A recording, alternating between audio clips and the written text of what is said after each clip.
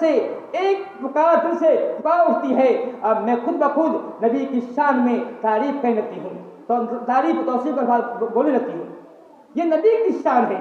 جس طرح سے ایک اور کرن نام کی ایک اور ڈاکٹر ہے، کرن آرمسٹرانگ، یہ بھی یہودی ہے، یہ بھی مغربی رائٹر میں سے ہے۔ وہ کہتی ہے کہ لوگ کہتے ہیں کہ اسلام نے عورتوں میں ظلم کیا ہے، زیادتی کیا ہے، اسلام میں تصور ازدواجی کا رواج ہے، یعنی ایک سے زیادہ شادی کا جو ہے مسئلہ ہے، مرد کو اجازت ہے۔ تو کہتی ہے شاید لوگوں کو معلوم نہیں ہے، جیسے کہتے ہیں وہ تاریخ سے ناواقف ہیں۔ تو کہتی ہیں اسلام سے پہلے مکے کے اندر ہی نہیں بلکہ اس سے باہر بھی یہ رواج تھا کہ ایک مرد کئی شادی کرتا تھا اور ایک عورت بھی شادی کرتی تھی، ایک عورتیں بھی شادی کرتی، یعنی ایک مرد کے بھی ہوتی تھی، ایک عورت کے بھی کئی شوہر کرتے تھے، اور جس عورت کے کئی شوہر کرتے تے وہ عورت میکے رہا کرتی تھی، اور اس کے شوہر اس کے یہاں آتے تھے، رہا کرتے تھے، کرتے تھے۔ یہ عورت کی زندگی بالکل طوائف سے کم نہیں تھی، کبھی یہ آ رہا ہے، وہ آ رہا ہے، وہ آ رہا ہے، کئی سوچ کے ہیں، بولتے ہیں کہ کوئی پریشانی تھی، یہ بچہ کس کا ہے، بڑا عزت کا معاملہ تھا، کس کا بچہ ہے، یہ بڑا اہم معاملہ تھا۔ لیکن اسلام جب آیا، اسلام نے اس جو ہے جو تعدی تھی، جو حد سے زیادہ لوگ بڑھ گئے تھے، اپنے منموجی ہو گئے تھے، اس کو روک لگایا۔ اسلام نے کہا اور کچھ ساری اجازت نہیں ہے، اسلام نے کہا مرد کو اجازت ہے، اگر ایک مرد کی 4 بیوی ہو پریشانی نہیں ہوتی ہے، ایک اور 4 بیوی ہو، ایک اور 4 شوہر ہو، پریشانی کا باعث ہے۔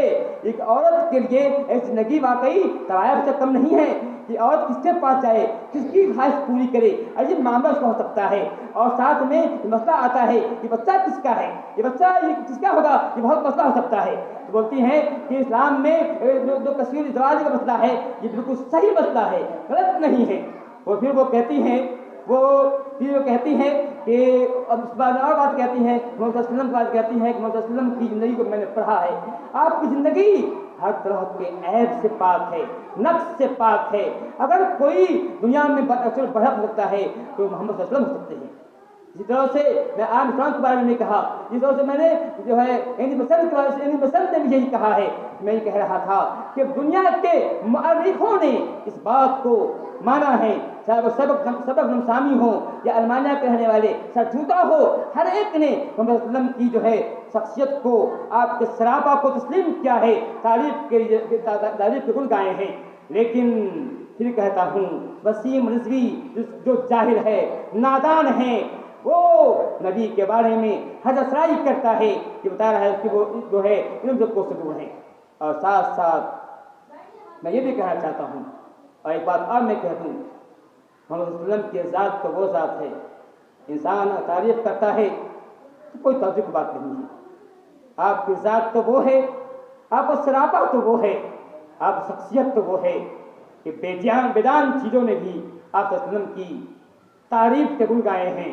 آپ صلی اللہ علیہ وسلم کی ہمسجدہ کیا ہے، آپ فرماتے ہیں مجھے اسلام سے پہلے، نبوت سے پہلے میں جانتا ہوں ان پتھروں کو اسلام کیا کرتا تھا، پتھر کام کرتا تھا۔ ہمارے نبی کی شان وہ ہے، پتھر نبی اسلام کر رہا ہے۔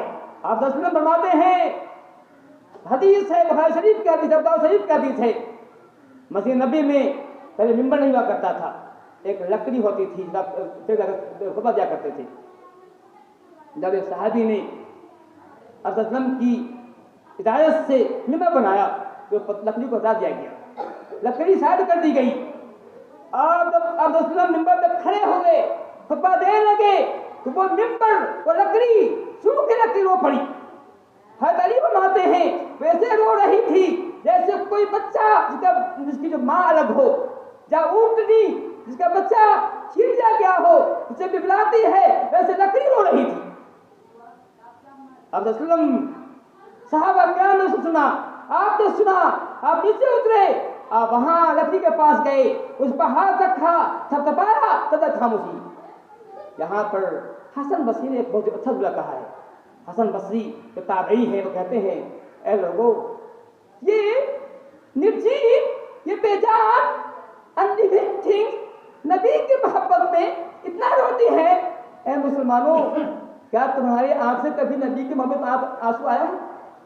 کیا تم نے بھی کبھی نبی کے پیار میں، نبی کی محبت میں آنسو بہائے ہیں؟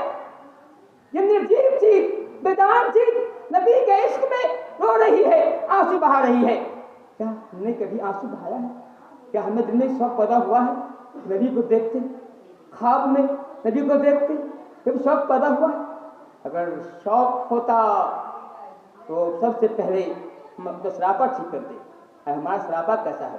اصل میں کہتا ہوں کہ اگر کوئی آج نبی کی سب سے آج اٹھاتا ہے، انگلی اٹھاتا ہے، اس کے ذمہ دار ہم ہیں، چونکہ ہم نے دعویٰ تو کیا ہے کہ نبی سے محبت ہے، نبی سے پیار ہے، حقیقت یہ ہے ہماری زندگی نبی کی اطاعت سے، نبی کی اطاعت سے، نبی کی اتباع سے خالی ہے۔ ہمارا چہرہ یہودی جیسا ہے، ہمارا چہرہ عیسائی جیسا ہے، ہمارا چہرہ مشرک جیسا ہے۔ دعویٰ ہے نبی سے محبت ہے، نبی سے پیار ہے۔ ہمارا لباس غیروں جیسا ہے، ہمارے گھر میں پردہ کا انتظام نہیں، ہماری مائیں، ہماری بہنیں بے پردہ رہتی ہیں، ہمارے گھر میں دین نہیں ہے، ہمارے گھر میں اسلام نہیں ہے۔ یہی تو چیز ہے جو غیروں کو ہمت دیتی ہے کہ ہم نبی کے سامنے نجیب الفاظ کہیں۔ ہم نے سب سے پہلے ہم نے خود نبی کی توہین کی ہے کہ دعویٰ تو کیا کہ ہم مسلمان ہیں، ہم نے لا الہ الا اللہ پڑھا تو، لیکن نبی صلی اللہ علیہ وسلم کی زندگی کو، ان کی حیات کو اپنی زندگی میں نافذ نہیں کیا، عمل نہیں کیا۔ ہمارا معاملہ کچھ اور ہے، حالانکہ اللہ تعالیٰ نے فرمایا تھا کہ اے لوگو، اگر تم اللہ سے عمل کرنا چاہتے ہو فاتبعونی، میں نبی کی پیروی کرو، اس سے فائدہ یہ ہوگا اللہ تم سے محبت کرے گا، وہ گناہوں کو معاف کر دے گا۔ اللہ نے کہا، نبی نے فرمایا تھا کہ من اطاع